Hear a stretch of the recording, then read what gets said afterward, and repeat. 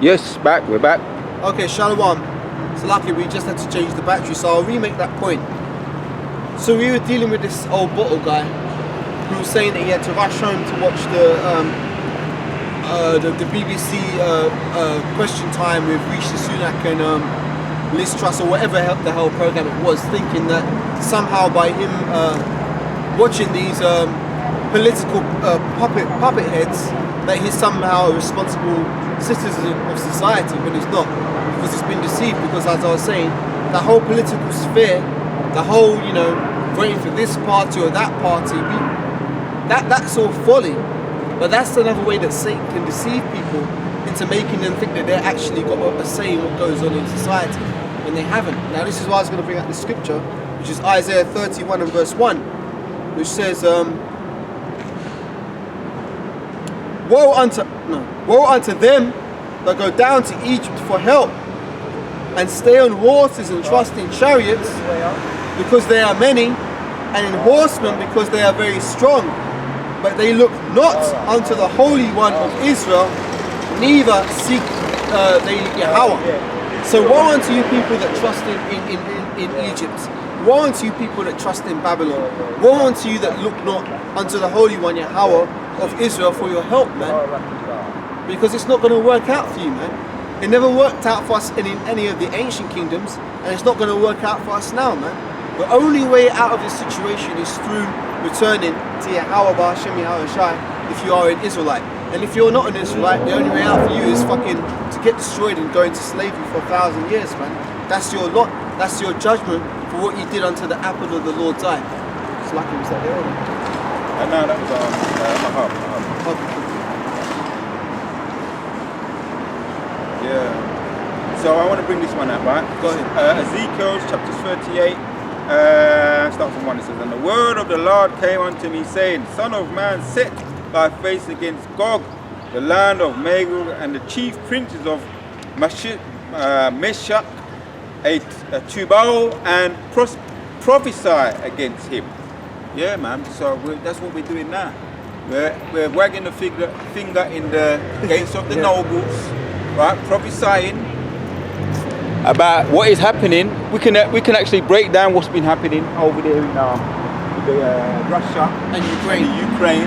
Which the elders have been talking and been warning you about that, right? Before it actually broke out. Yep. Which we're into the point now where it's building and it's building and it's building snowballing into a massive explosion. Yep. And as you say, Yahushua gonna come. He's gonna end wars of all wars. He's going to end the wars of all wars. He's going to end the wars. And that's going to be the icing on the cake. Because we heard about Biden spoke about Armageddon, which you know that's a well-known word, right, in movies, right, in the scriptures, Revelation 17:17, which means the end, the final battle between the wicked and the righteous, right? And there's a landmark, also which took place, right? But this is going to be, this is symbolic as the end of the world, right? So we're on as you say, we're looking into it. This is something that we've been praying for. You talk about the collapse of the economy. We've been praying for it. That's right. You understand what I'm saying, right? So when you hear about wars and rumors of wars, Luke chapter 21 and 28 talks about this is what you've been wanting, man. Look up. Yes, that's right. Big up your chest, as the Benjamin them say, Yeah. That phrase. Big up your chest, man. Look up. That's what Yahushua said that. That's a beautiful point. You said exactly the point I wanted to make. Let me get this thing off.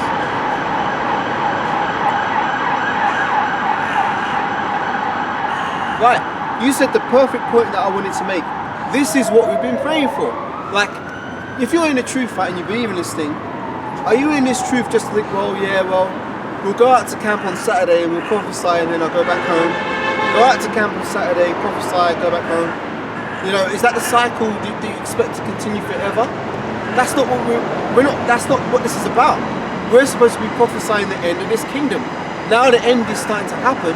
We can't be like, I want things to continue as they were because I'm feeling a little bit uncomfortable because food prices are going up and energy's going up and no, this is what we want, man. Yeah. We want this place to go fucking down, and at the end of the day, man, it's like a lot of drama going past. Yeah. We want this place to go down. And let's put it this way. The Hawashai described this as the birth pains. You know, it said when in Matthew 24, when the disciples asked, when shall these things be? It says, as a woman with... Let me get it, rather than my paraphrase.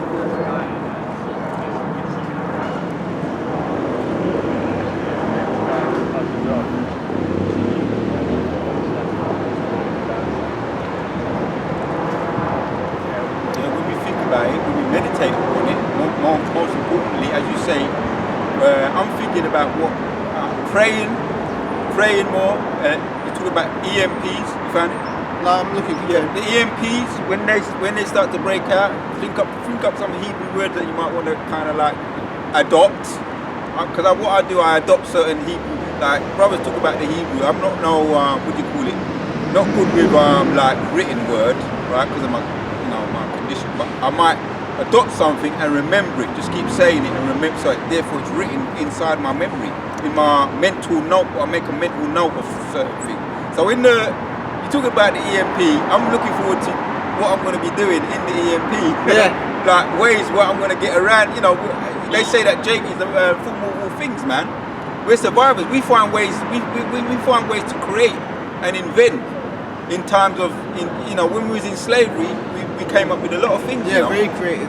We started to create a lot of shit, or good things on the right hand side, good things that they stole, and they what they call that word? They stole it for themselves.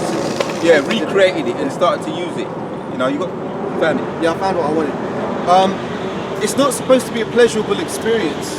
What we're going to go through, as I read the second Ezra, that narrow path between the great fire and the deep water. Walking that tightrope, you're not going to be hopping and skipping on that tightrope. You're going to be flipping every step like, shit, am I going to fall off? You're going to be walking with great fear.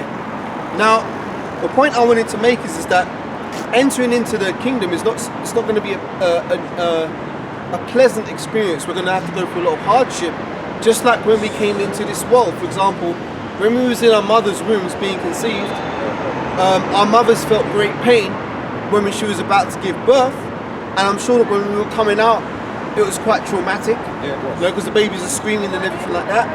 This is 2 Ezra 16 verse 37. Behold, the plagues draw nigh and are not slack, as when a woman with child in the 9th month bringeth forth her son, with 2 or 3 hours of her birth, great pains can pass her womb, which pains, when the child cometh forth, they slack not a moment. See, so it's a very painful thing, that transition, going from the world of being in your mother's womb to coming out the matrix. There you go. Being born. Yeah. Even so, shall not the plagues be slack to come upon the earth, and the world shall mourn, and sorrows shall come upon it on every side. Now, my point is that if you're thinking it's going to be an easy transition to just come from Esau's kingdom to get into the kingdom of heaven, then you're sorely mistaken. So we've got to go through it, man. We've got to go through it. We're going to be persecuted. We're going to be made out to be, we're going to be vilified. They're going to round us up. They're going to arrest many of us. Some of us they're going to bring before their kings and rulers. And some of us will have to be beheaded for the witness of Yahushua. So put it into context, right? As I'm talking about, energy going up and thinking, oh shit, how am I going to keep my lights on? The things that are coming down the pipe, potentially being put in the guillotine, it's light work. What we're going through now is light in comparison. So my point is that, let me read this, get it for edification sake, I don't want to misquote it.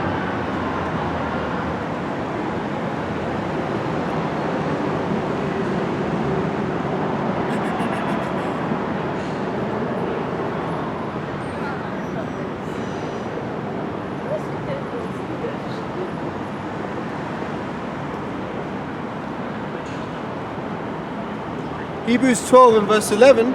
Now no chastening for the present seemeth to be joyous, but grievous. Nevertheless, afterwards it yieldeth the peaceable fruit of righteousness unto them which are exercised thereby. Let me read it again because it's powerful, right? Hebrews 12 verse 11. Now no chastening, so none of it. not a small part, but the whole thing, none of it, right? No chastening for the present seemeth to be joyous, but grievous. Nevertheless, afterwards it yieldeth the peaceable fruit of righteousness unto them which are exercised thereby. So we are being exercised by this. Yes. And when we're being exercised, we're being tried. Yes. Lord willing, we will overcome that trial, because this is all a trial, man. Yeah. From the minute you came out your mother's womb, this whole walk that you've been in, whatever journey you've been on to the truth, or being in the truth, this is your personal journey. No two brothers are going to have the same walk. And you know what? Here's the funny thing. When this brother's catching his adversity, I'm not going to be able to help him, and he's not going to be able to help me, because we're all going to be in it. Like, at the moment, like if a brother's going through hard times, maybe he's, a little low on money, we can help each other out. But it's going to come to a point where every man's going to have to carry his own cross and deal with his portion. Like, for example, if you're in the guillotine, let's say, God forbid this to be the case, right? But let's say we're both thrown in a concentration camp, and we're all lining up to be put in the guillotine. This brother's in front of me. I'm going to be in shackles and chains, and they might put this brother's head. But then again, you never know, The Lord could give spiritual power in that moment. Remember that, see? Glass is half empty, but it's half full. See? Oh man, but let me read this one. Yeah, Acts chapters 14, because when I got locked up, let me just read this. Let me just read it. Acts chapters 14 and 22 says, confirming the souls of the disciples and exhorting them to continue in the faith, that we must, through much tribulation, enter unto the kingdom of Yahweh, of God. Yeah. Through much tribulation. So you made the point, which we're going through tribulation now, right? When that time comes, as brother's been saying, is that Most High's made it easier for us to accept the truth. Things that you went through as a young child with your teacher, with divided, bullying or whatever, it's made you more acceptable to embrace this truth. Yes. And I was thinking about myself. Brothers have got stories, man. I'm thinking when the truth came, like listen, man, just give it to me raw and uncut. Yeah. Because we've all been through, what we've been through, man. We took it raw and uncut. Yeah. We didn't want it, we didn't get in the mother cuts the vegetables. Oh, chop it into little pieces, yeah. No, just give it to me raw and uncut. I'll eat it. I love it. I appreciate it, man. Better than what anything must be better than what I've been through. But that's the point, though. Back to your point. To get into the kingdom, you have to go through much tribulation. But the tribulation we've been through strengthened us to make us acceptable to the truth. And as you say, what's about to come, Jacob's trouble, what we got about to go through, is going to make it more acceptable for what we've got to go through yet again. That's right. Beautiful point, because someone who hasn't been tried, they're not really on a level to endure certain things. That's why we've gone through various things in our life up to this point to make us, the ground is ready. Right. It's not. Yeah. You can't just have a beautiful garden just there. You got to work the ground, make it ready so it can receive the seed. And when it receives the seed, it can actually grow up properly. Not something that's covered in thorns and stones. You've got to actually toil the ground to make it, fertile to receive what we're going to go through, because we're going to go through a lot of spiritual things. And I want to get into that now, because going on to the thing you said about, is it half empty or half full? I'd like to talk a bit about spiritual power, because that's something that's also promised. So we've got to keep things into context, because if you was to just focus on, oh shit man, Jacob's trouble, it's going to be hard, oh shit, guillotines and we've got to bring the balance to it, because the Most High has promised great things. So I'll talk about, I've got an example here, where I've been in a situation where it seemed like there was no way out, but there was such a thing as divine intervention. See, this is the beauty of the scriptures, man.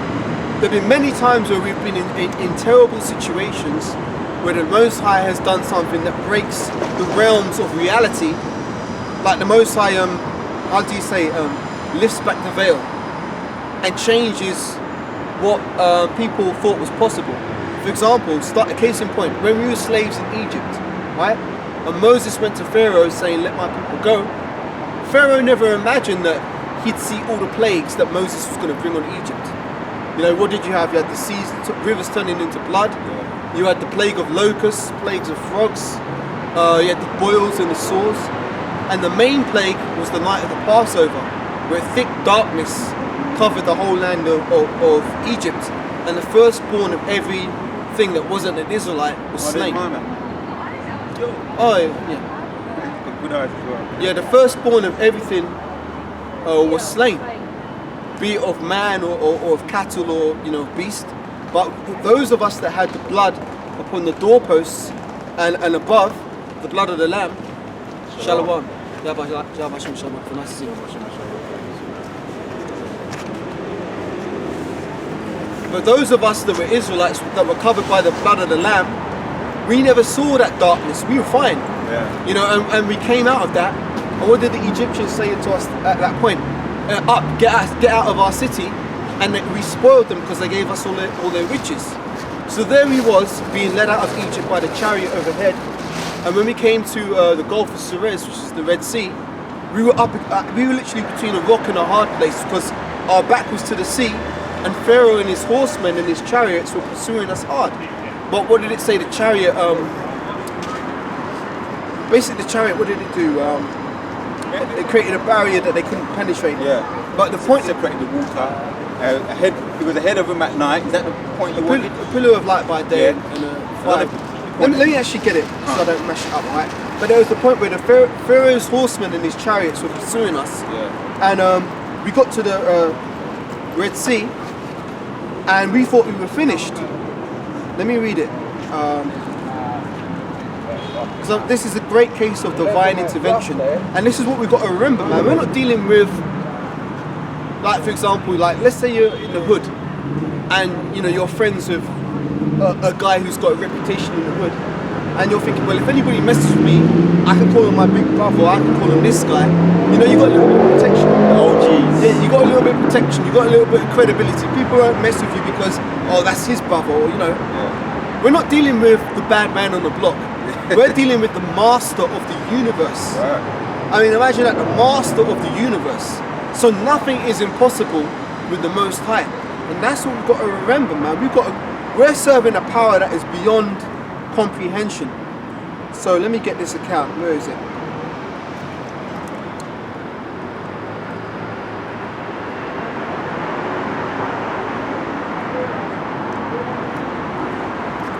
Right, so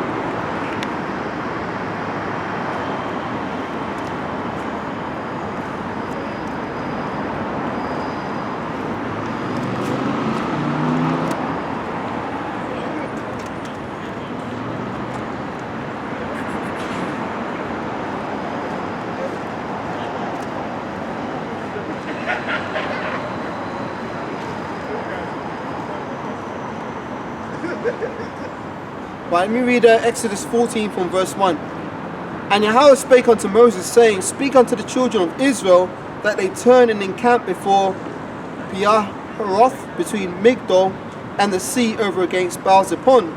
Before it ye shall encamp by the sea, for Pharaoh will say of the children of Israel, that they are entangled in the land, and the wilderness have shut them in. See, so basically the Most High put it in the Pharaoh's heart to think that we were trapped. Yeah. Right? No way out. Yep, and I will harden Pharaoh's heart, that he shall follow after them, and I will be honoured upon Pharaoh and upon all his hosts, that the Egyptians may know that I am Yahweh, and they did so. Now this goes to show you, what does it say in the scriptures? The king's heart is in the Most High's hand. He turneth it whithersoever he will. So who is the modern day Pharaoh? Modern day Pharaoh would be the kings of Babylon. Who's that? Esau, the Edomites. So even these Edomites, their heart is in the Most High's hand, and he'll turn it whithersoever they will. So basically, what do we have to fear? What do we have to fear? Because Esau can't do anything that he's not sanctioned to do by the Most High. Just as Satan couldn't do anything against Job unless it was sanctioned by the Most High. So why are we afraid? See, sometimes you've really got to be rational. Yeah. But this is the thing. In a worldly view, I would seem irrational. Why? Because I'm speaking of spiritual things. In Esau's medical system, their whole concept of sanity is whether you agree with the consensus. So for example, if everybody was to say the sky was green, and you said the sky is blue, you'd be considered crazy, because the consensus would be that the sky is green. But you may know the truth that it's blue, but you're looked at as crazy because you're speaking the truth. You're not speaking the common consensus. So my point being, what I'm saying is, I said sometimes you have to be rational with the scriptures, but our rationality is actually spiritual, which would seem like craziness or insanity to someone in the world, right? So by me saying, when you look at it rationally, why are we worried? Because we're serving the greatest power in the universe. We're serving the Most High. There's nobody who's going to be able to supersede what Yahweh says. You know what I'm saying? And that's the power we're serving, so why are we afraid? Yeah. Go ahead. Exodus chapters 9 and 6 it says, and in very deed for this cause have I raised thee up for to show in thee my power, and that my name may be declared throughout all the earth. As yet exalteth thyself against my people, that thou wilt not let them go. Yep. Jehovah is talking to Pharaoh, right? Yep. And he's letting him know, man. Right? Pharaoh thought he was the bad man on the block. Yeah. So yeah, the flesh has fear in it. The flesh feels anxiety, right? But back to your analogy, right? Science is about smell, see, and touch. Yep. Right. But the spirit is about the spirit, right? Yep.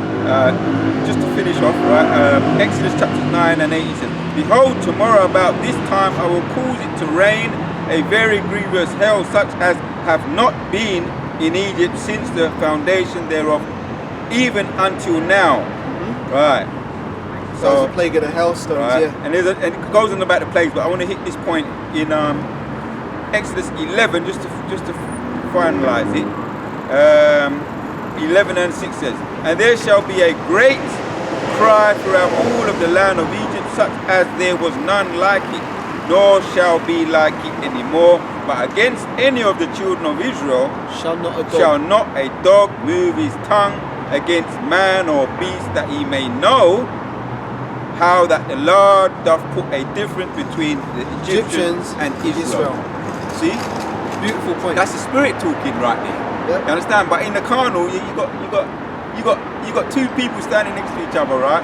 And it says that not even a dog gonna wag its tail against, you know, if he's Israel and I'm, you know, heathen. He says he ain't gonna be fucking with me. Yeah. Or he ain't gonna be fucking with him. However you wanna put it. That's right. You understand? Or the darkness ain't gonna affect me and him is there with two opposing forces. The darkness comes on his side, and I'm in the light, or vice versa.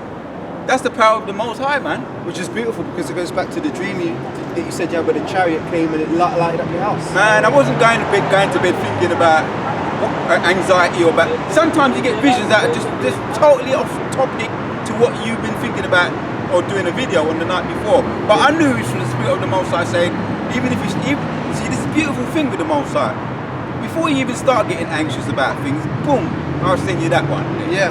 You understand what I'm saying? Let me say this vision again. I said it before, but I'm going to say it again, right? For edification, Lord willing, right? I think I was in my yard, right? On my sofa, right? And bam, the door smashed, and a little Titan, what they call the Titan robot machine. Okay. You know, one of the little dogs. Terminator dog with the dogs. Yeah. They got guns. Boston Dynamics. Right. Yeah. Right. And it had it was armed. So it looked at me and it went down into the passage. Right. I think I remember I said it to you before. I think so. Yeah. Went into the passage. It came back, looked at me. Right. And then it went into the kitchen. Mm-hmm. Came back again, looked at me. Came up close. Right, with their legs, and they're fucking scary, you know. Yeah. And my heart was beating. In the vision, my heart was beating. It came up close, looked in my eyes like to say, what is this? Yeah, it's assessing you, yeah. And the Most High must have put the angel must have put because the angels ain't in control of these. Yeah, yeah. Haptic, and says, no, leave him alone, he's all right. Whatever, how it went. No, that's nothing, don't worry about that. But they're programmed, Esau's programmed to go for the enemy. Yeah. So it's examining, what's the enemy? We're here to terminate the enemy. Yeah. So it's looking for the enemy, it went past me twice, you know. bam, he went past me, come back, looked at me again. I'm there with my quilt. Yeah. Like, I'm putting the quilt over my face, like the quilt, just enough so that I can see it. So when it come now, I'm looking at it, see what it's gonna do. And you know what? Most I said, don't run, just stay there. Just stay there, don't move, just stay there. Because most people, what they do, they'd run and panic and get up and run. And then blah, blah, blah, that's it. The thing's got ammunition on it. I stood there, right, just to add to your point. And then it looked, it went into the kitchen, come back, looked at me again. My heart is beating, thinking, boy, this is the monkey. But all it has to do is just fire at me. It went out back where it came from. Yeah. And that was, I came in and told you. That's beautiful about that. So like you just reminded me of a dream I had, if I share it, if I may. But before I get onto that, let me just say something on that. People think that it's science fiction when they see the film The Terminator, where there's the machines and it's hunting people. So like, it's a bit loud, just so you want to pass. Yeah, people think this is all science fiction, but it's being proven to be scientific fact. Just go on YouTube, search for, I believe the company is called Boston Dynamics. You can see what the brother's talking about. Yeah. They've got these robots, they look like dogs, and they can climb upstairs and over obstacles, and they've got machine guns on them and stuff so they can shoot targets. And they've also got ones that look like humans, where they walk like that and they've got guns and they can shoot, and you can see the videos of them, it goes up to the Edomite and it won't shoot, it's like that. But then he moves and it sees the target. It's like bang, bang, bang. Robocop, bang, bang, bang. Robocop. Yeah, just like the program not to shoot certain people, like Edomite. Yeah. Just like Ed 209 in Robocop, where the classic scene where the guy says drop. They say point the gun at the machine, and it says drop your weapon. You got 40 seconds to comply. The guy throws the gun down on the floor, and Ed 209 doesn't register the gun's been dropped, so it just blasts him to smithereens. That's what Esau's got in the pipeline. Now, it's fucking loud here, forgive me. Right, back when I was a child, in the 1980s, there used to be so like it's a bit loud out here. Back when I was a child in the 1980s, there used to be a show that came on the BBC, and it's called Tomorrow's World, and they would show future technology. Yeah, it's a good show. That guy's face as you say that. It's funny because I remember watching an episode where they were talking about the compact disc and how the compact disc was going to surpass vinyl. And my dad was always into music, so he had a huge vinyl collection. And he was like, nah, CDs ain't as good as records. Yeah, and they're not. I've got vinyl, I still got my vinyl. Yeah, but a lot of people thought that CDs would be the big thing, and it was for a while, but now you've had a resurgence in vinyl sales because the audio quality is not as good as vinyl. Yeah. But that was one of the things they used to talk about on Tomorrow as well. Yeah. But I remember watching it with my dad one day, and my dad said to me, always be aware that the technology they're showing on these programs or that you've got in your pocket or on you, well, we didn't have it in our pocket back then. Yeah. They said the technology that they're bringing out is usually 3 to 5 years behind what they've actually really got. Yeah. And a great example of that was what I saw happen in the year 2000. In the year 2000, Shalom. In the year 2000, there was an explosion of technology. And I was like, well, hang on a minute, they're bringing out so much stuff. Because what you had a proliferation of home computers and people connected to the internet. Shalom, You had an explosion of people having mobile phones. Because remember, mobile phones back in the 80s and 90s, it's only like people who had their businesses that were doing well that had mobile phones. But around 1999, 2000, it came to the point where they reduced the price of the phones so that where everybody could get one. But that was actually a setup by Esau, because by getting everybody to have a mobile phone, what does that allow him to do to everybody? To track everybody. Yeah. Then you had within the space of a few years, you had mobile phones going from the green Nokia, green and black screen Nokia phones, so all of a sudden you got color screens, and the phones are now doing what your laptop, your desktop computer could do. So now you've got a little portable computer which can track you in your pocket. But people thought, hey, yeah, this is cool, this is technology.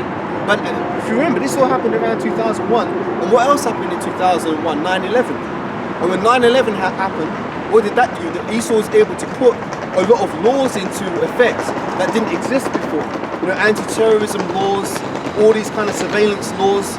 Esau was basically, from 2000, he pushed this New World Order thing agenda into high gear, man, because in the 80s it was slow, in the 90s it was slow.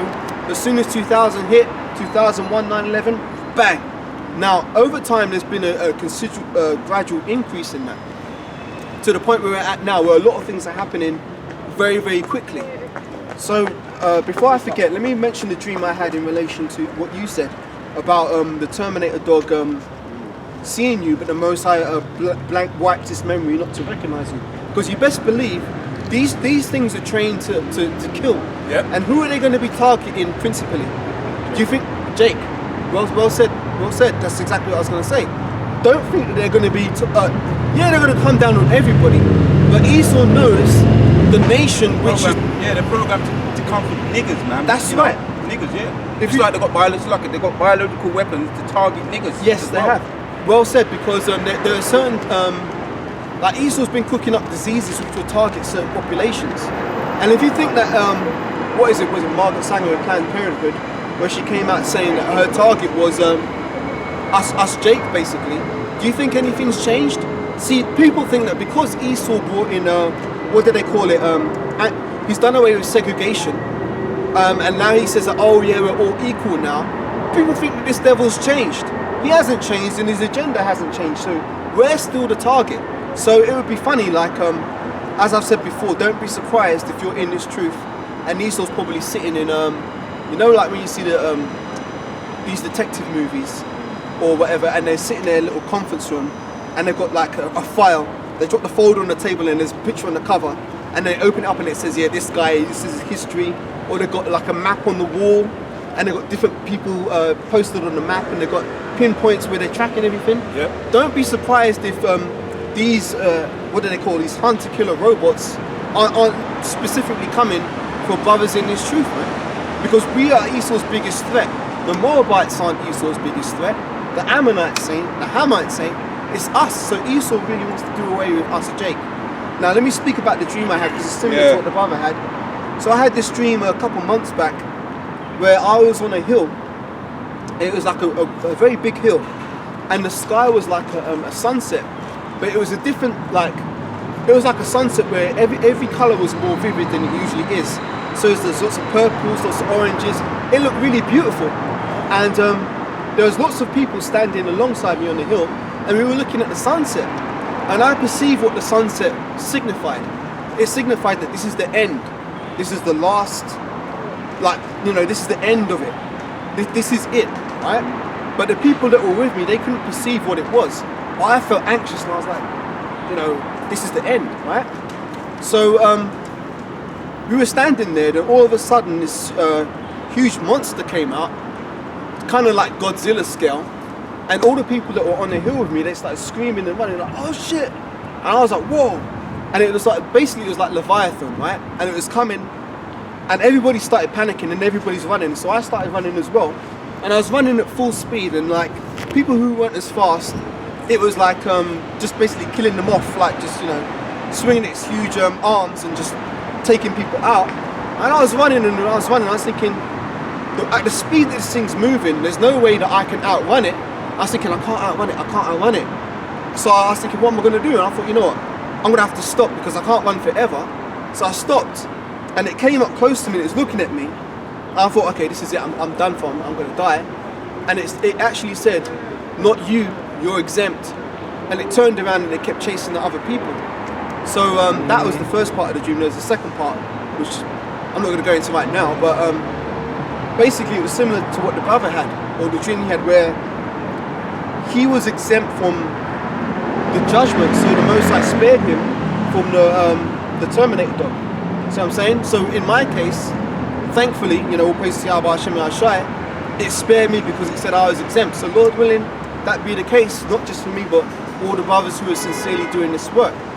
But let me go back to the point I was making about the Red Sea and when we had our back to the wall. So where was I?